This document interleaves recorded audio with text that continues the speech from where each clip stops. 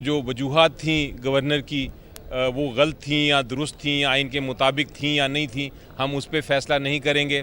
ना हम इस स्पीकर के फ़ैसले पे कोई अपना डिसीजन देंगे जो स्पीकर ने इजलास नहीं काउंट किया था।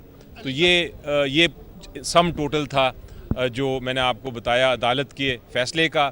अदालत का मैं शुक्रिया दोबारा इसलिए अदा करना चाहता हूँ कि अदालत ने हमें गाइड किया, पहले दिन रिस्टोर कर दिया, पहले दिन ही रिस्टोर कर दिया और ये सस्पेंड कर दिया गवर्नर के ऑर्डर को और चीफ सेक्रेटरी की नोटिफिकेशन को, और उसके बाद फिर गाइड ये किया कि ये मामलात जो हैं सियासी मामलात ये असेंबलियों में ही रिज़ॉल्व होने चाहिए। असेंबली ने बात सुनी और जो MPs थे उन्होंने ये बात सुनने के बाद इस इशू को उधर ही रिज़ॉल्व किया।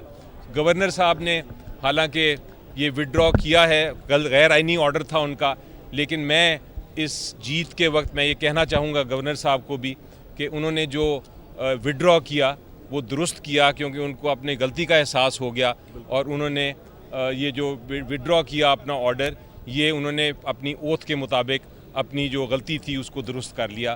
तो ठीक है, हमें यही एक्सपेक्टेशन करनी चाहिए, यही हमें उम्मीद करनी चाहिए अपने जो इंस्टीट्यूशंस हैं, हमारी जो आइनी इंस्टीट्यूशंस हैं, उनसे यही उम्मीद करनी चाहिए कि वो अपनी अपनी ओथ के मुताबिक, अपना आइन के मुताबिक पॉलिटिकल ना हो के वो फैसले करेंगे, तो फिर ही आइन आगे चलेगा, फिर ही कानून की बालादस्ती हो सकती है। वज़ीर-ए-आला पंजाब ने जो अंडरटेकिंग दी थी कि वो असेंबली नहीं तोड़ेंगे, अब उसका क्या स्टेटस है? अब वो असेंबली तोड़ने के मिजाज हैं या नहीं?